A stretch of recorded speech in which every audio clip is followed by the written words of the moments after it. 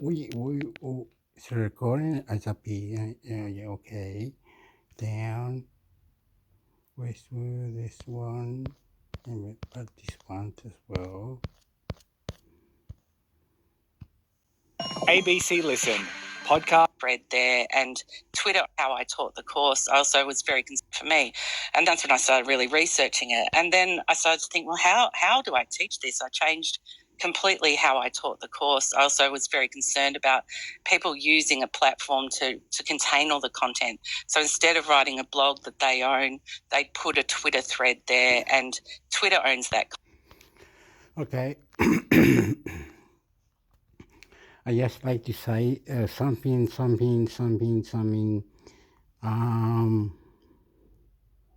They've got rocks in the brain. They've got rocks in the mental health, rocks in the brain. Shitty. They shitty. Doesn't rub off. Crazy mind. What am I talking about? Search engine or somewhere, the website or the social media, you're into it, the search bar at the top doesn't get rid of the history or delete the cookies, delete things you did in that cleanup or delete data or whatever it is in the social media like Facebook or Twitter or any other department. Very bad. Sorry, mental health.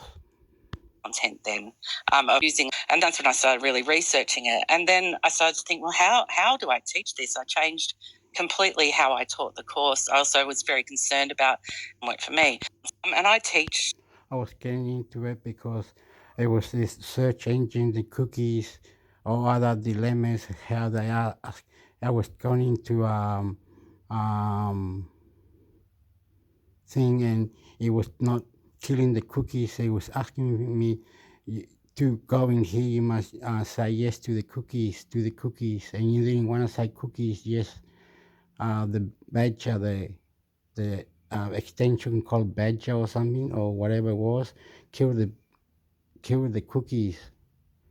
The extension kill the cookies. You can do search extra buttons on the Google Chrome or hidden settings, crazy ideas that you can do from YouTube or other tips and clips and into the section. Magic Grace Power, oh, are you beautiful? Oh, Magic Grace Power, are you beautiful? This is beautiful. Do more. Extra. Pew, pew, pew, pew, pew, pew, pew. Unless you want me to. Well, what happened when you realised this? This was obviously a moment of truth for you. Yeah, I realised. It was all in extra mental health included it. You got rocks on your head. You're not exploded. That's why you're dying. Not exploded. That's why you're dying. Pew pew pew pew pew pew pew. Oh, thank you. Listed probably about 2 years ago. What I see and actually what we feel. As I know, pew pew pew. Lifestyle, pew pew pew pew pew. Love you. Kisses, pew pew pew pew. I love you. Pew pew pew. I kill you. Pew pew. Mental health problem. I love you. All good. Thank you. Listen and reply. Well, that's paper. You can interest other academics in your field in it. They read it. They cite it. You get citations. You can put that on your promotion application. Right. It's history. I've worked there for 10 years now.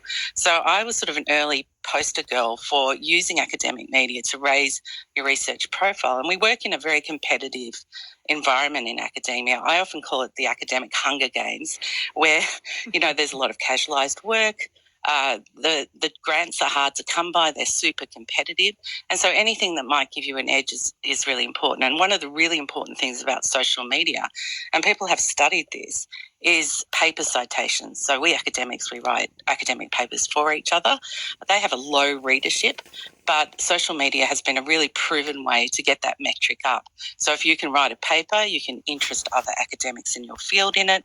They read it, they cite it, you get citations, you can put that. Yeah, pew, that can't the future. Say thank you to that can't the bitch, but I put a fuck you up. Hector swearing, boiling. Naughty boy, Hector. Now you're punished, you're punished, you're punished. Be good manners, you're punished, Hector. You're an idiot. You know, they could press buttons and things. Anyway, beautiful, beautiful, beautiful. Anyway, like superannuation, cleaning up the act, doing this, doing that, pressing buttons. How the person can be 20 million ways to pressing buttons for an hour, 2 feet pressing buttons, yeah. Thank you for you, thank you for you, thank you for you. Love you, thank you for you. Listen and reply. In the name of God, mental health. We know everything. We're too clever. On your promotion application, get that great work and invited me for an interview, and the rest is history. I've worked there for 10 years now. So I was sort of an early poster girl for using academic media to raise your research profile. And we work in a very competitive environment in academia. I often call it the academic Hunger Games, where, there's a lot of casualised work. The intelligent was questions to the reunion of people that was together asking whatever and anything that was life created, how you got here, where do you what you extra questions or manipulate, cat got your tongue, The grants of social media. My work has a particular audience. It's niche. I sometimes say I'm a micro celebrity on Twitter. If you know, you know. And so I got a lot of career success from that. So, basically Australian National University, where I work now, called me up because of my blog, because they'd seen me on Twitter. They invited me for an interview, and the rest is history. I've worked there for 10 years now. So I was sort of an early poster girl for using academic media to raise your research profile. And we work in a very competitive environment in academia. I often call it the academic Hunger Games, where, there's a lot of casualised work. The grants are hard to come by. They're super competitive. And so anything that might give you an edge is really important. And one of the really important things, I was sort of an early poster girl for using academic media to raise your research profile. And we work in a very competitive environment in academia. I often call it the academic Hunger Games, where, there's a lot of casualised work. The grants are hard to come by. They're super competitive. And so anything that might give you an edge is really important. And one of the really important things about social media, and people have studied this, is paper citations. So we academics, we write academic papers for each other. They have a low readership, but social media has been a really proven way to get that metric up. So if you can write a paper, you can interest other academics in your field in it. They read it, they cite it, you get citations, you can put that on your promotion application, and it really benefits you cash money. And this all happens because of the algorithm. Yeah, well, the algorithm gets in the way of it. So it was fine. We were all having a great time up till about 2016. Everything I said held true. But since then, progressively, it's been getting worse and worse. And because I have such a large footprint, 27,000 followers on Facebook, 50,000 followers on Twitter, I could definitely see all my views and stuff dropping off. And I thought, is it just me? Am I writing terrible things? Are people not liking what I do anymore? And then progressively, as I read more into it, and my fellow academics who study this sort of thing in more detail started to read their work, I started to understand that the algorithms are actually in charge of what people see, what I see, and actually what we feel as well. So, there's a whole literature on that, which I won't bore you with unless you want me to. Well, what happened when you realised this? This was obviously a moment of truth for you. Yeah, I realised it probably about 2 years ago. And I teach social media to other academics. So I do a 5-week course on it because it is actually quite complex, how to balance it off with your time and all that kind of stuff. And during that, I sort of taught my old method, and then I realised people were reporting back to me, look, it just doesn't work for me, Inga. Might work for you, it doesn't work for me. And that's when I started really researching it. And then I started to think, well, how do I teach this? I changed completely how I taught the course. I also was very concerned about people using a platform to contain all the content. So instead of writing a blog that they own, they put a Twitter thread there, and Twitter owns that content then of their thoughts. And so I started to sort of change my teaching strategy around that. But it hasn't been an easy thing to teach for a long time. Let's say when your work started to fall off, did you start to pay to actually get a better placement? When I wasn't quite clear from your writing whether that was the temptation or whether you did. I haven't paid to just circulate my ordinary blog posts, but my social media presence is so big, the university often asks me to help them. I am the biggest account in the university. So if the university has an event or something like that, I've paid to promote that through my feeds. But it hasn't really been worth it. I haven't really seen that it does. It might increase views, but it doesn't necessarily increase event attendance. So I sort of gave up at that point. But no, I haven't used it just to circulate my ordinary stuff because I have a WordPress site. It has a mailing list. There's over 30,000 people on that mailing list. I have a big enough audience and it gets out there if it needs to. So I haven't felt the need, but I know other people have. I don't know whether... Yeah, I realised it probably about 2 years ago. And I teach social media to other academics. So... All right, I like to say something. Sometimes in Australia, the money or Discord or where the thing, whatever, nothing free, nothing given. Listen, why do they do that? Why some people don't get 6 houses, 10 planes, families, and whatever, from nothing, do nothing. What you can do, step by step, risky, cranberry, What am I saying? Anyway, I love you. Okay, how to make money? You just get the app, get the account. It'll pay you in there, and every time you search, it'll pay you a token and things and gift cards, and know how to do it. Plan things out. Be more creative.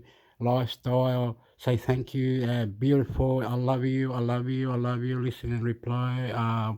Combining things to work, business to have, and strategies and all others. How you got here, where are you from? I love you, thank you, very nice, you into, thank you, listen and reply. This was obviously a moment of truth for you. Yeah, I realised it probably about 2 years ago, and I teach social media to other academics. So I do a 5-week course on it because it is actually quite complex, how to balance it off with your time and all that kind of stuff. And during that, I sort of taught my old method, and then I realised people were reporting back to me, look, it just doesn't work for me, Inga. Might work for you, it doesn't work for me. And that's when I started really researching it. And then I started to think, well, how do I teach this? I changed completely how I taught the course. I also was very concerned about people using a platform to contain all the content. So instead of writing a blog that they own, they put a Twitter thread there, and Twitter owns that content then of their thoughts. And so I started to sort of change my teaching strategy around that. But it hasn't been an easy thing to teach for a long time. Let's say when your work started to fall off, did you start to pay to actually get a better placement? When I wasn't quite clear from your writing whether that was the temptation or whether you did. I haven't paid to just circulate my ordinary blog posts, but my social media presence is so big, the university often asks me to help them. I am the biggest account in the university. So if the university has an event or something like that, I've paid to promote that through my feeds. But it hasn't really been worth it. I haven't really seen that it does. It might increase views, but it doesn't necessarily increase event attendance. So I sort of gave up at that point. But no, I haven't used it just to circulate my ordinary stuff because I have a WordPress site. It has a mailing list. There's over 30,000 people on that mailing list. I have a big enough audience and it gets out there if it needs to. So I haven't felt the need, but I know other people have. I don't know whether to laugh or cry at what you're telling me. Nor do I. You quote in your cute piece, in the immortal words of Joshua, WOPR, however you pronounce him, from War Games, the only winning move is not to play. But you are still playing, aren't you? Yeah, I'm still there. I suppose what I mean by playing is taking it seriously and investing your identity and thinking that your work matters more if it's popular there. I think be there for fun, cut and paste your stuff onto various platforms. I do.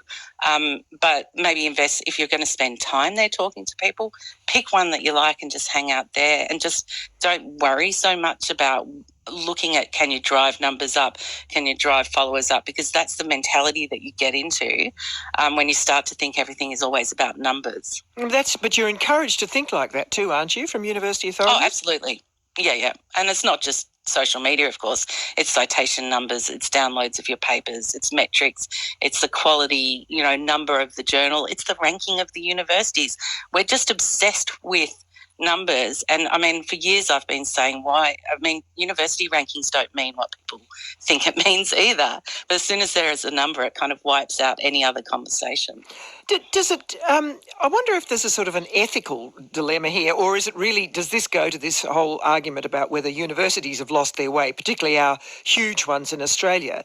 Pushing social media in effect on researchers, maybe replacing some of the work they used to do to personally support and promote the work of their academics. I mean, do you dwell upon that? Well, there was some blatant pushing of social media for a while, but it kind of died off because they got so much resistance to it, and rightly so. I think academics would rather concentrate on their students and their work, and there's always that tussle inside universities between management and academics about what's important. And universities have increasingly hired journalists into media teams and so on and concentrated on that. So the pressure did reach quite a pitch, again around 2016, 17, and it's died off since then. Also partly because people like climate scientists get so relentlessly harassed that people don't think it's safe to encourage people to go there. So I think the ethical question has always been very live within academia. I think the problems of academia are bigger than university management. I mean, it's very easy to point the finger at your leaders. But if you take a step back and have a look at the funding regimes that are set up, and the government is also obsessed with the university's prestige rankings and how that plays with an international student market. And we're all caught in an endless kind of giant hamster wheel that we just run around and around. And so the problems are actually way bigger than any one person or one institution. I wonder if this will ultimately, as the financial commentator Alan Kohler has alluded to in one of his recent articles, whether it will ultimately semi-kill social media as we know it, which I know sounds hysterical to say now because it's very very much in our midst. But that you've really had quite a journey. I think of. You've become distinctly ambivalent about it. Now, there must be lots of people going through this. Oh, yeah. That's, I think, why this post just really caught fire in a way that I just wrote it from the heart. Sometimes I do this. Sometimes I just write something from the heart and everyone goes, yeah, that's exactly how I'm feeling. So I think we're all feeling very disenchanted. We're all very aware of how much time it takes our eyeballs. It's exhausting. Arguing with people is pointless. That feels really draining. And I think not so much that it will die, but it will fragment and continue to fragment. I've got friends in every platform. I feel like we're stranded on different islands, reaching out to each other, and that I'd sort of on a seaplane hopping between islands when I dip into each one. But the more that there are, the more difficult it is to get around to see everybody. And so inevitably you start to lose touch because lots of us academics really do use it to talk to each other. Like, we're nerds, right? And often there's no one who shares your nerdiness within your institution because we're encouraged to be experts. And often we're the only person in the world that knows that particular thing. And the people that we can most talk to about that particular thing will be in another university on the other side of the world. So that for academics has become really important. And I think that's the thing that will survive, but is also at risk from this massive fragmentation. Because how much time do you have? Well, have you changed your time management as a result of this? Have you taken up hobbies? Look, I was really good when I got off Twitter last November. I'm still there, but I'm not there, if you know what I mean. When I got off Twitter last November, my screen time on my phone just dropped and I started writing my new book and I thought, this is amazing. And then Threads came on and I am hooked on that thing. No, and I know it's the algorithm. So, I fight my own addiction. You know, I used to be a smoker and I find it very similar to that. Sometimes cold turkey's the only way, but then I wouldn't see my nerdy friends. Enough candour. Look, thank you. That's great. It's lovely to chat. Thanks very much, Inga. You're most welcome, Geraldine. And Inga is Director of Research Development at the ANU, and she writes a blog called The Thesis Whisperer, which is where you can find her piece on the enshittification of academic social media. Stream any ABC radio station live and on the go. Discover new podcasts, music and audiobooks, all free on the ABC Listen app.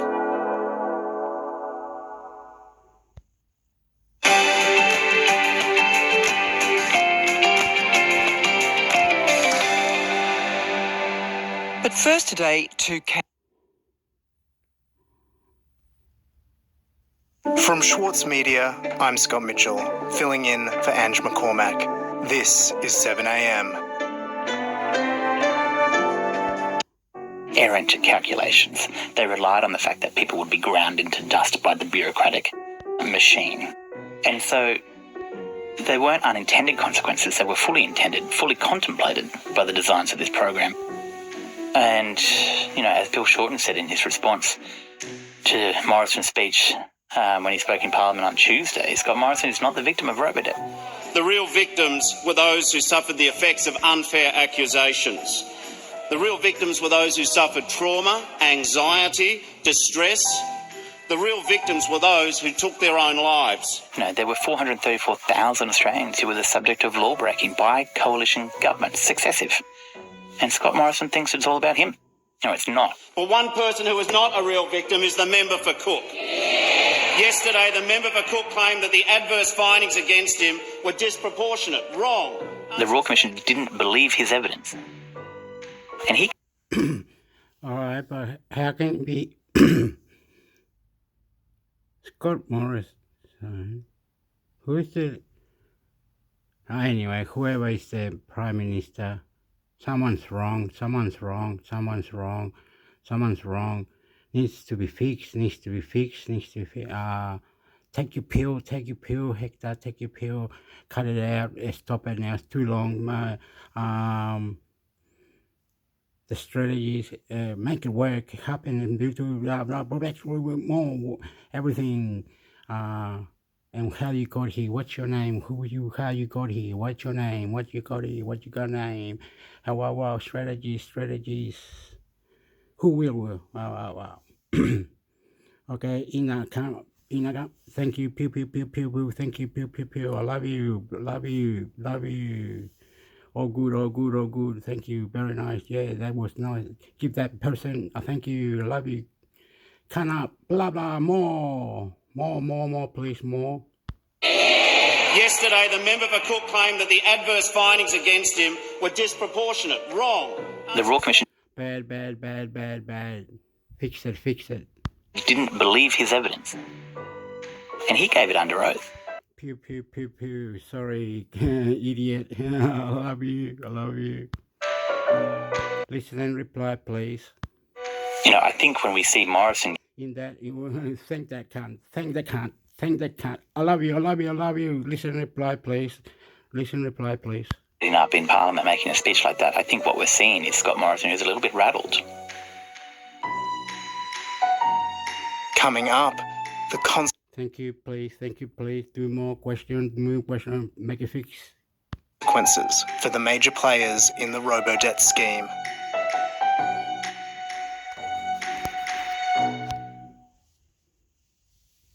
As a 7am listener, we know you care about finding the solutions to Australia's most pressing issues.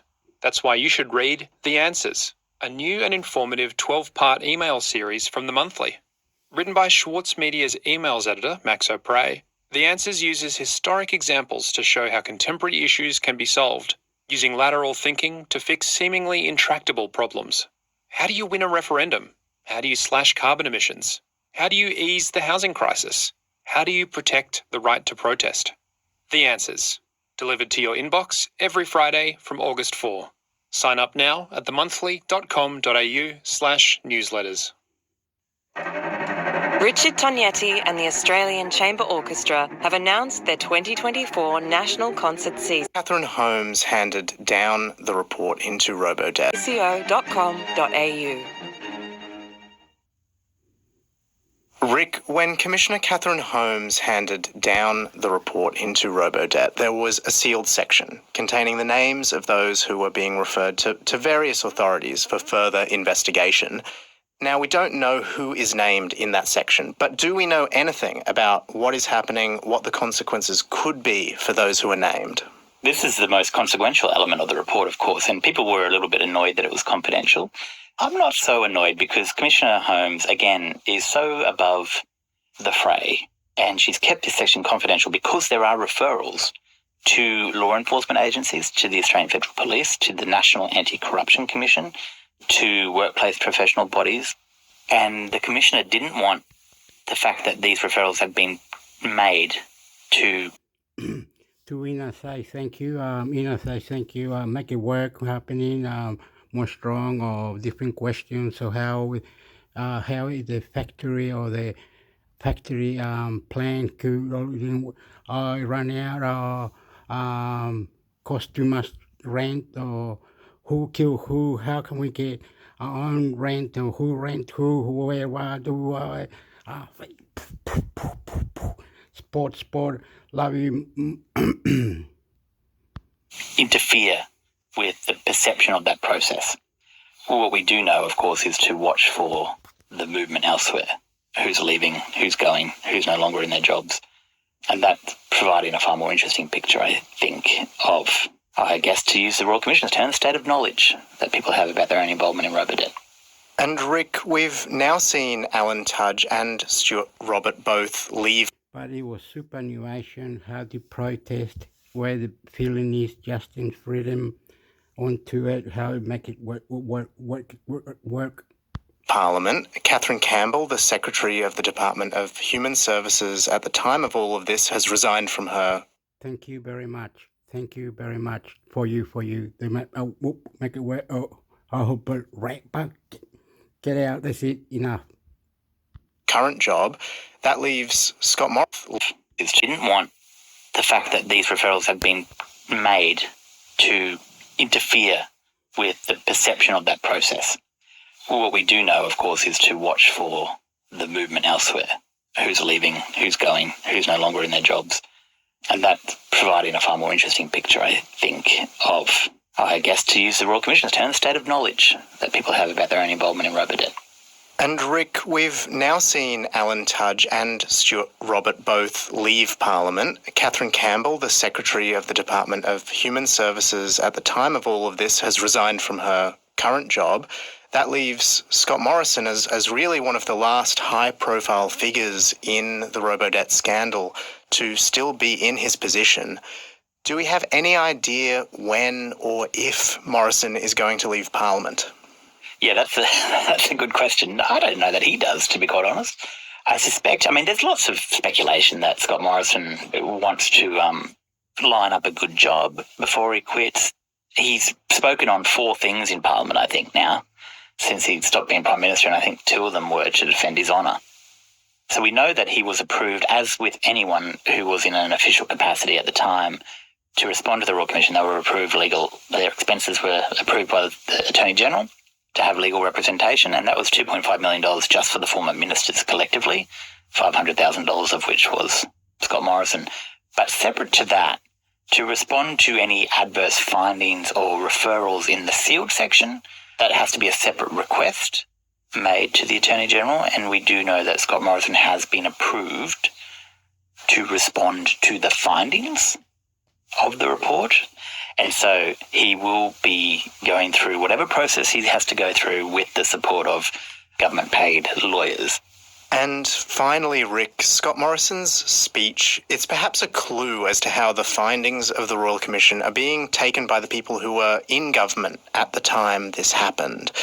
And I wanted to ask, what does it tell you about how they've taken these findings and whether they've really grappled with the magnitude of what went wrong while they were in office? Yeah, this is really bothering me. It was mathematically wrong. It was morally wrong. It was legally wrong. And the argument that we get from people like Scott Morrison and certain public servants is that, well, only the legally wrong part matters. And that is not true.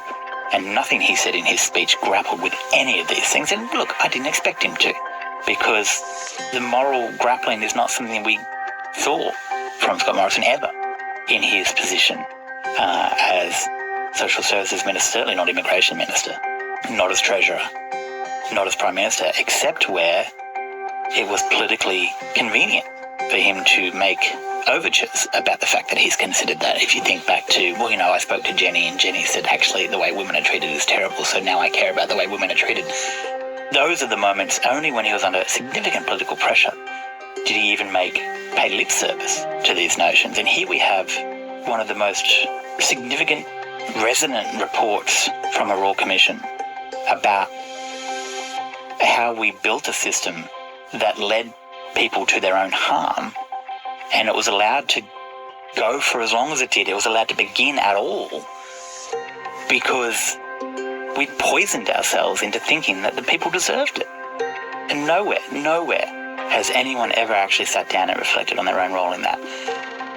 And I think that is a great shame.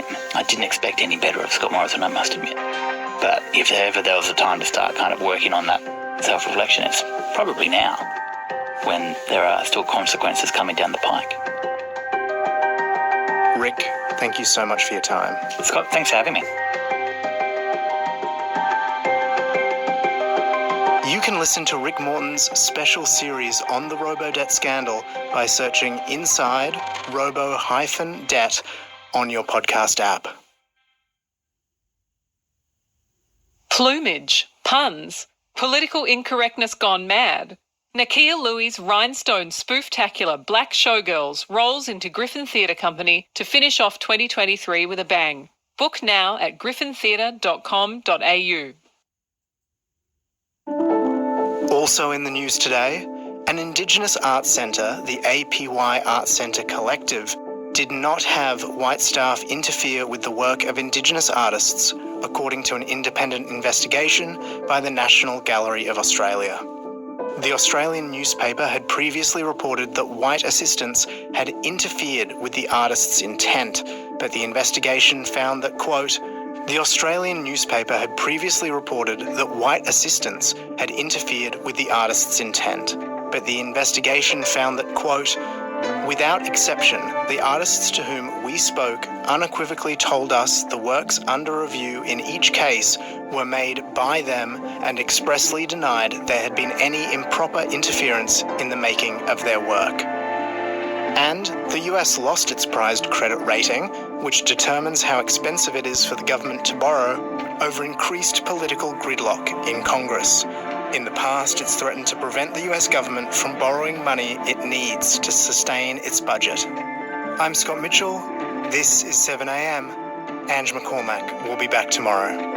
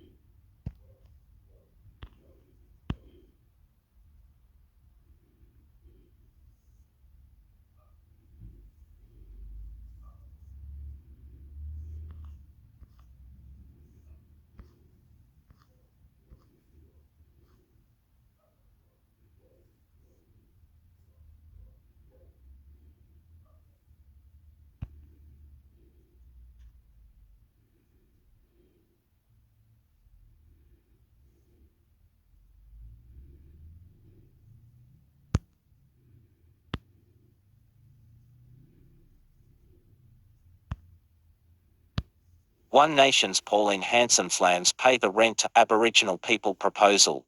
One Nation's leader favaged Indigenous pay the rent plan.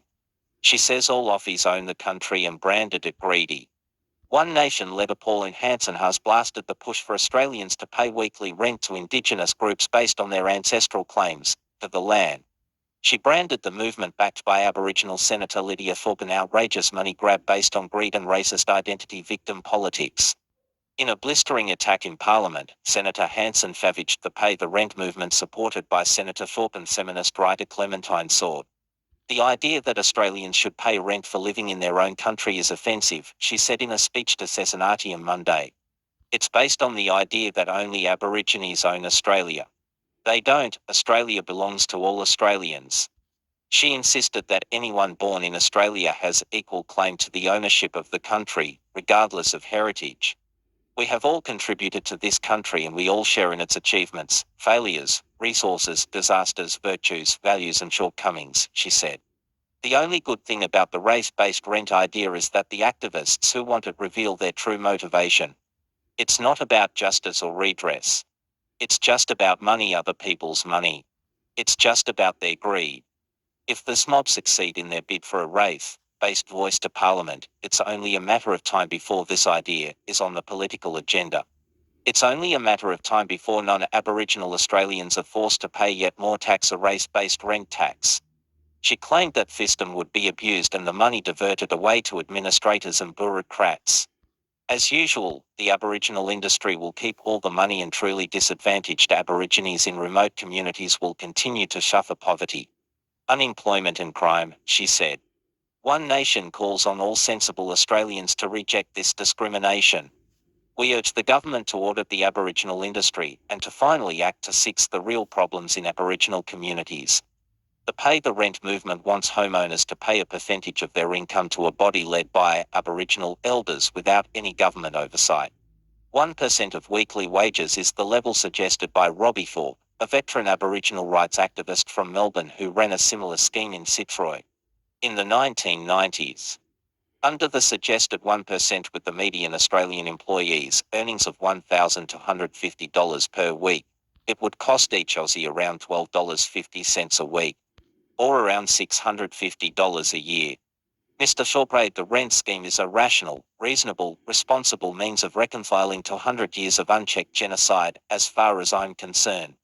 Proponents say it could then be extended to all users of the land, with people holding weddings or organising concerts also encouraged to hand over money. On the eve of Australia Day, Senator Thorpe said, it assists sovereign grassroots fight the many campaigns and struggles we face every day. Pay the rent from grassroots for grassroots. No strings attached to government agenda. Author Clementine Sword added, we need to stop paying lip service to decolonisation and start paying the rent to the First Nations people. Senator Thorpe's office declined to comment on Senator Hanson's remarks, adding, we don't respond to racist rhetoric. Why some Aboriginal Australians want you to pay the rent. Force, paytherent.net.au. Australia is founded on land that was stolen from Indigenous people. The wealth that has been generated by that theft is disproportionately distributed. All people who live here today or who have lived here in the past have not benefited equally from the continuing dispossession of Indigenous people. Indeed, many are deliberately and profoundly marginalised from power and the spoils of colonialism. However, some uncomfortable facts remain. Every day, people consume food grown on Indigenous land or harvested from Indigenous seas. They drink water that flows across or under Indigenous land. Every day, people who are not Indigenous to this land take shelter in homes built upon it. They socialise, gather, and make family and community here. Every day, business is conducted on this land for the benefit of non-Indigenous people.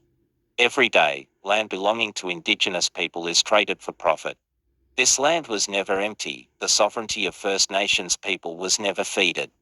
Despite centuries of attempted genocide that continues to this day, Indigenous people have managed to hold on to and nurture culture and connections with country. At the same time, Indigenous health and well-being have been devastated. Aboriginal people are significantly more likely to be incarcerated, over-policed, to die in custody, for children to be separated from their family, and are more likely to die prematurely from preventable illnesses or to die by suicide. While governments and individuals have said sorry to the stolen generations, they have taken no meaningful action towards making right, nor towards preventing further harm. Paying the rent is a step towards acknowledging these facts. It is part of a process that all non-Indigenous people individually and collectively need to enter into if we are to move towards justice, truth, equality and liberation for First Nations people.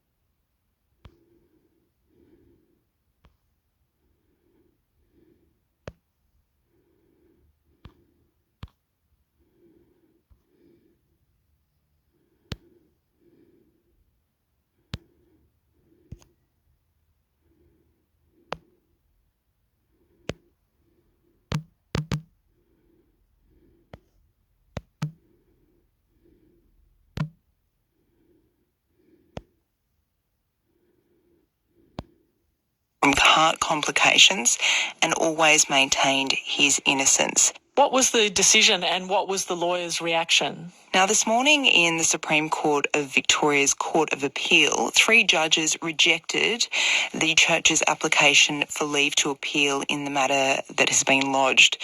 Lawyer Gabrielle Verhagen, who is representing the father, says this is really a win for anyone fighting to make an institute accountable.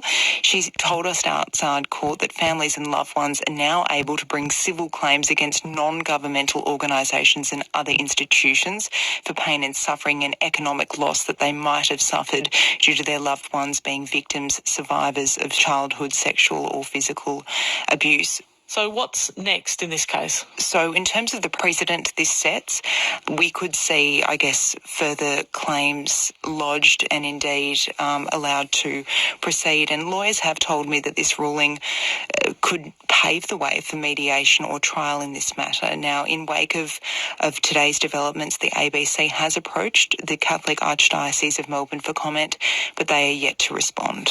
That's reporter Lexi Junewick talking about the civil case against the estate of Cardinal George Pell and the Catholic Archdiocese of Melbourne.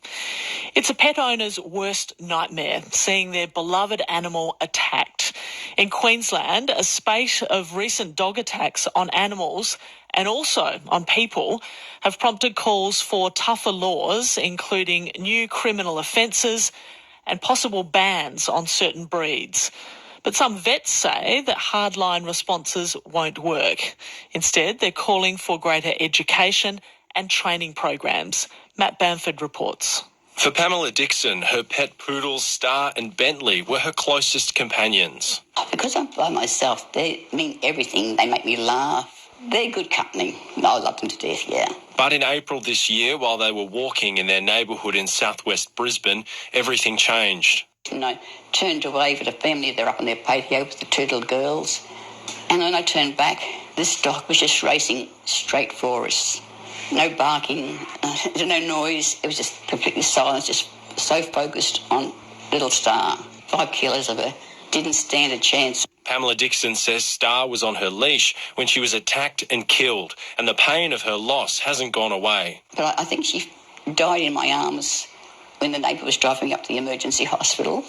I'm still so traumatised by it. She's not alone. Many owners have had their pets attacked by another dog, but recent attacks on people, some of them fatal, have prompted the Queensland Government to act.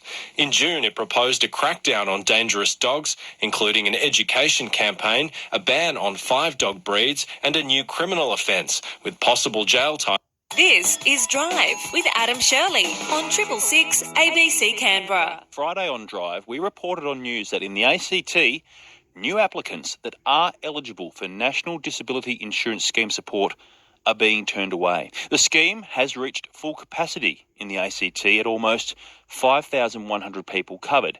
The agreement between federal and ACT governments means there are no places left as it stands, and it is a situation that leaves some people with a disability living on the edge. Christina Ryan, CEO of Advocacy for Inclusion, explained the fear and the frustration that people are experiencing. This notion of a cap on the number of people in the ACT, I mean, that's even worse than the bad old days previous service system where, you know, it was really only the people in absolute crisis, the real ambulance at the bottom of the cliff cases, who could actually access any supports. And even then, it was only minimal supports to get them away from crisis. It was never enough to assist them to live with dignity or independence. So, you know, it's just not acceptable. It's not what the NDIS was designed to do. I've got very big questions as to whether the legislation actually allows for a cap. It's just some sort of thought bubble that somebody's had. I think it's time for us all to be asking the Federal Minister, Christian Porter, to clarify exactly what's going on. What intentions does the government really have?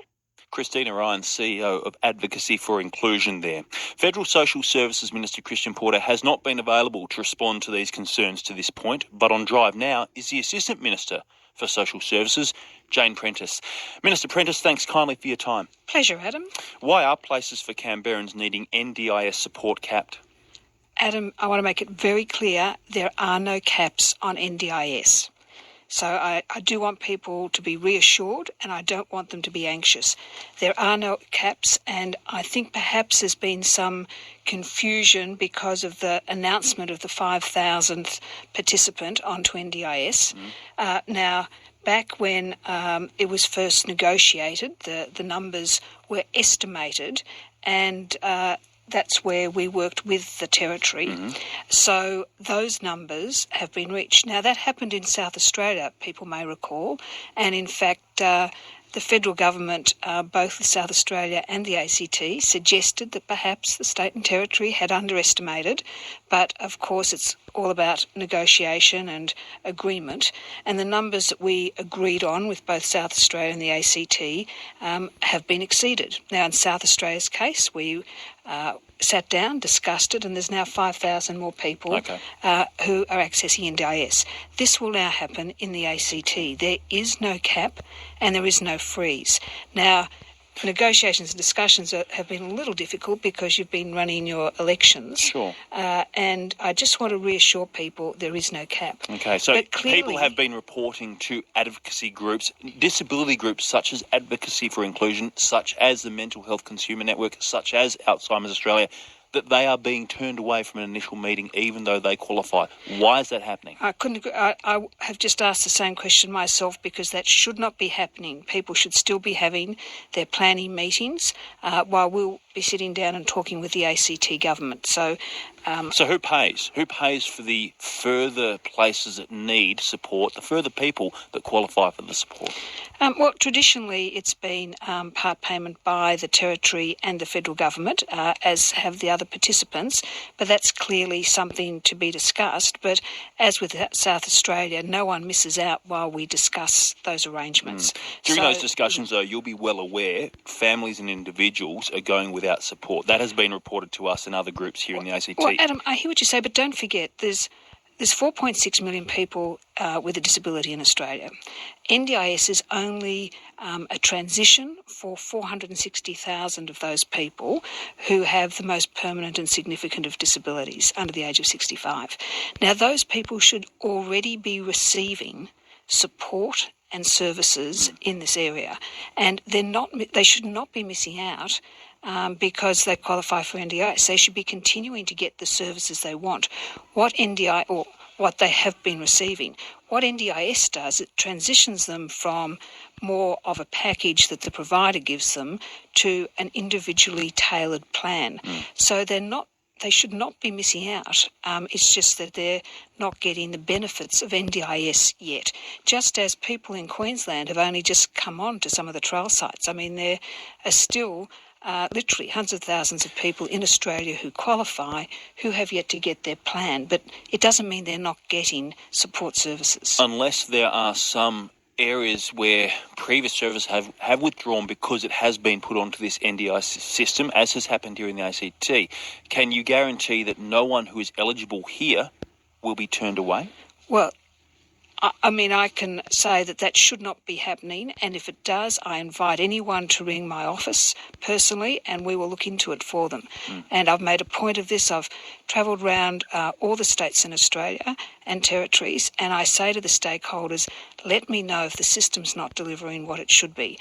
And quite often there's some confusion, but at the end of the day, there is no cap on NDIS participants.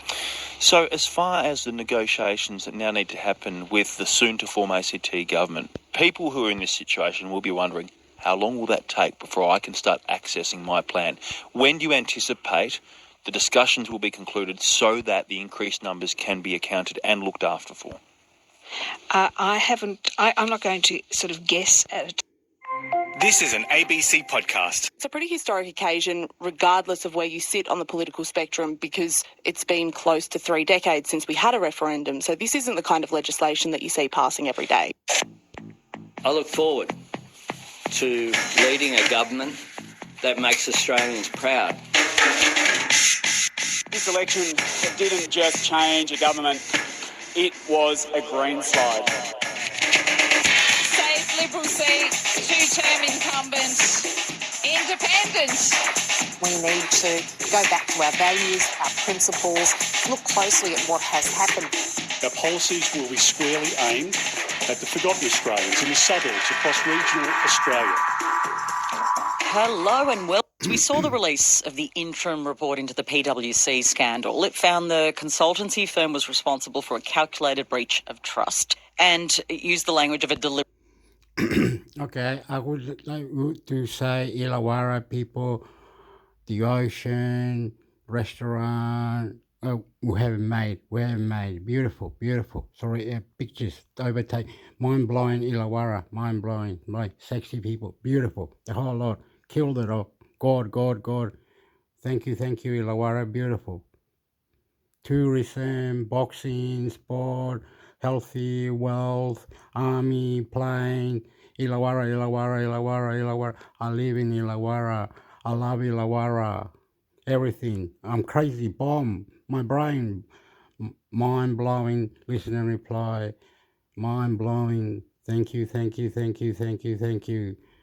I'll fix it, make it all work. Cover-up. The committee has made just 2 findings, that the PwC cooperates fully with all investigations into the matter. It seems pretty obvious. It was the question of Illawarra, everything. Intelligent, beautiful, restaurants, sport, rugby, everything. Why don't we have Illawarra Olympics, knockouts, everything, intelligent people, scientists, Australia more everything, Illawarra, fix it. Oh, come on, fix it. Yeah. And publishes the names and details of the personnel involved. And I spoke to the Treasurer about the report on RM Breakfast. Pew, thank you, Inja, thank you, pew, sporty, more, question. On, we're recording this on a Thursday morning. He labelled the PwC breach deeply disappointing. Well, I mean, it is a deeply disappointing breach of trust, completely unacceptable because...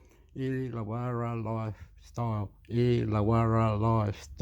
just as how do we protect Illawarra Hospital, South, East, West, news, media, Illawarra government, New South Wales government, anywhere government, what is the historic voice referendum? Restoration Bill passed and passes green delay housing bills. What's happened here is we've seen the consultation process trashed, and we need to get to the bottom of it. That's what this interim report from the committee is all about. So that's the Treasurer, Jim Chalmers. David, he wasn't clear on when we'll learn the names or the mechanism, although he said there are mechanisms to compel the firm, but not clear on what they are.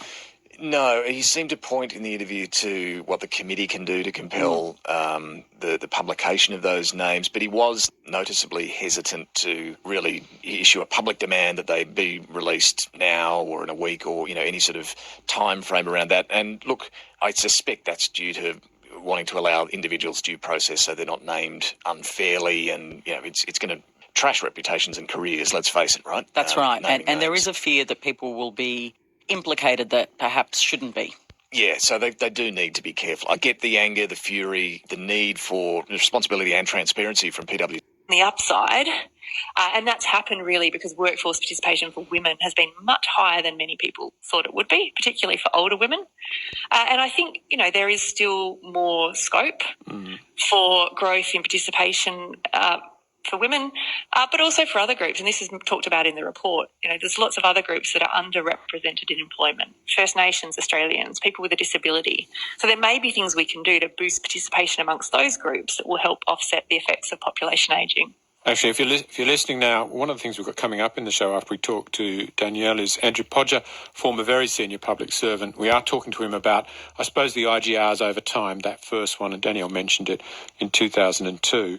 If we get back to these big forces, Danielle, another one is something that actually you've been talking about for a while, greater use of data and digital technology, AI being part of that too. Yeah, that's right. And it was wonderful to see, some of these big trends getting explored in this report, I thought. We are in the midst of a digital revolution and these changes have the potential to transform so much in our lives, obviously productivity and how we actually make goods and services, but how we live our lives as well. So they have a potentially transformative impact. The question is, how we actually harness those technologies to grow productivity. And, it depends on our scope to use them. When we look at the moment, Australia is actually lagging most developed countries when it comes to our uptake of things like AI and data analytics. So, we need to think about how do we actually make sure we get the benefits of these technologies. Some of that is in the hands of business, and it actually comes down to management capability and unleashing the animal spirits of business.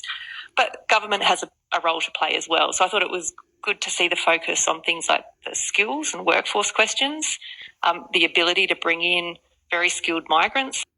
Pew, pew, pew, pew, pew, pew. Cat call your tongue, cat call your tongue, cat call your tongue. Listen and reply. Mind blowing, breathing. Breathe in and out, breathe in, hold your breath, and touch yourself, rub yourself, make it work, fix it, mind blowing, whoa, more, okay, yoo-hoo, oh, crazy, more, pew, pew, pew, pew, pew, pew, pew, pew, be naughty, pew, love you. Turn to the 30-year rate for a long time. That was boosted by very strong productivity growth in the 1990s. Really, over the last 20 years, and especially over the last 10, as you said, it's been very, very sluggish. So the projections in this report are based on a more sluggish number, growing at 1.2% a year. That means living standards continue to grow, but they grow at a lot slower rate. So that means, ultimately your and my wages will not be growing as fast as we have become accustomed to unless we are able to turn this around through higher productivity growth. If up to 16 up there, fix it, make it all better. Wow. Mind blowing. People can't. I love you. System, things are happening faster than scientists thought they would. We actually don't really know what we're in for. Indeed, and it's an incredibly difficult task to think about what this looks like over 40 years. But that doesn't mean that we shouldn't try. And I was pleased to see it feature in a much bigger way in this report than it has in previous ones. There was some, really clear stepping through of the ways in which it might hurt the economy and productivity. So things like lower labour productivity, impact on crop yields and agricultural productivity, impact on the tourism sector, and as well as, of course, spending on responding to more frequent and more severe natural disasters. It didn't, one of those, it tried to put a number on the labour productivity impacts. It said if temperatures were to increase by 3 or 4 degrees, that could have an impact on the economy of between 135 and 423 billion in today's dollars. So you get a sense that it's big, and that was without trying to put numbers on those other impacts I mentioned. The other thing that it did, though, was to try and put some positive spin on it. And, of course, as we move to the green economy, there will be opportunities as well. So areas like critical minerals, we have a lot of lithium deposits, for example. The report is saying we can expect a big ramp up in some of our exports in those sectors. Very briefly, because we're running out of time, Danielle, these big costs, the IGR spells them out: health, aged care, NDIS, defence, interest payments on debt. How well do you think we're being set up to tackle them? Yes, the fast five, and they are growing quickly. I think the answer really is that we are not yet, and that's what the report brings home. You have government spending increasing as a share of the economy driven by those fast five, and we haven't yet had a conversation about how we pay for that. So the government rightly points to some incremental changes they've made to taxes, but if we don't do anything, what we see in the report is ever-growing budget deficits from the 2030s onwards. I feel that I'll be talking to you again about something that I've talked to you before about, which is wholesale tax reform. That's for another time. Thank you very much for joining me today. Thanks for having me, Richard. Danielle Wood is Chief Executive at the Grattan Institute. And Andrew Podger is a very interested observer. The former senior public servant, very, very senior, is one of the editors of More Than Fiscal, a book on the last IGR from 2021. I spoke to him earlier in the week, and he started by making the point that the first IGR came out of what was then a new law, the Charter of Budget Honesty Act, 1998. So the Act calls for intergenerational reports at least every 5 years. The legislation says that they are, quote, to assess the long-term sustainability of current government policies over the 40 years following the release of the report, including by taking account of financial implications of democratic change. So that was the 1998 Act, and the first report was in Australia was in 2002. So it's sort of to serve as a counterpoint to the short-term thinking that permeates contemporary politics. That's right. Making sure that we think in terms of the long-term impact of current policies. They're projections of current policies. They're not forecasts of what will actually happen, but they're saying if current policies continue for 40 years, what sort of issues are going to arise out of that that we ought to be addressing now? Let's talk about some of them. What have been, I suppose, the policy impact of those intergenerational reports over the last couple of decades? Well, interestingly, they haven't had as big an impact as I think most people had expected. Indeed, some of the important changes which have led to improvements in our long-term position, and particularly with demographic change, occurred before the reports came in. So you had things like the superannuation guarantee brought in by the Keating government, which basically means that people save for their own retirement, and by saving for your own retirement, it reduces the importance of the age pension and the pressures on the age pension. So some of the biggest things actually happened outside the report. But I think the reports did actually do quite a useful thing in highlighting the importance, if you like, of the denominator. That is, have we got GDP growth going in the direction we want? They highlighted, for example, the importance of immigration policy and whether if we have a reasonable size immigration policy focus on young skilled migrants, that might actually aid GDP growth and therefore reduce the likely burden of government policies to expenditure policies. I think in that first report there was a warning about population decline, and of course immigration was then increased afterwards. Indeed, the immigration projections, the population projections changed a very great deal over the years, so that in 2002, the population in 2050 was expected to be 25.7 million. But by the time we get to 2015, the projection for 2050, same year, was over 37 million. Then COVID had affected the 2021 projection, and it brought the number down a little bit. But their projection for 2050 of 35 million is still 40% bigger than the 2002 projection. Yeah. So a very big shift, very much affected by the assumptions around migration.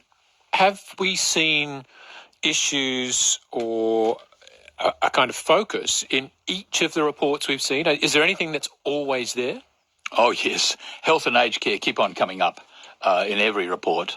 For a while, the age pension was there as well, but the age pension story for Australia is so good. We're the only country where pension expenditure is projected to decline as a proportion of GDP. So that's been removed in recent reports. Climate change was first mentioned way back in 2007, highlighted in 2010, but of course dropped entirely in 2015, but came back as a chapter in 2021. But the main issues that are perennial are the health and aged care ones. What do the reports get right? And I know it's still early days, because even if you go back to the first one, 2002, that's only 21 years ago. It's not 40 years ago. Well, it's interesting that the 40-year projections of the deficit have steadily fallen from 5% of GDP projection in 2002 down to 2.3% by the time we get to 2021, despite, in the meantime, having the global financial crisis and COVID. So something has gone right with our fiscal policies, though I don't want to underestimate that the assumptions driving projected GDP growth have been in our favour, and some of those assumptions are now going to be questioned. I'm sure we want to talk about that shortly. I want to get to assumptions in a minute. But the health and aged care still remain as fiscal challenges and drawing attention to them. But I should add that in the case of health, it's not actually demography. Okay, I'm going to go pew, pew, pew, pew, pew. I'm going to cut it. Be nice, good manners. That would love you. Great, good. Make it work. How it's supposed to be. What the we kill. We need more these, more that. Wow. Hector's off. I'm naughty. You gotta rewind fast forward. Rewind. Crazy. Anything said? Anyway, kaba, pew. Thank you. Good manners. Do more, please. Question, debate, make it fix. Thank you. Bye. I love you. Whoever it is. Thank it. You're beautiful. I'm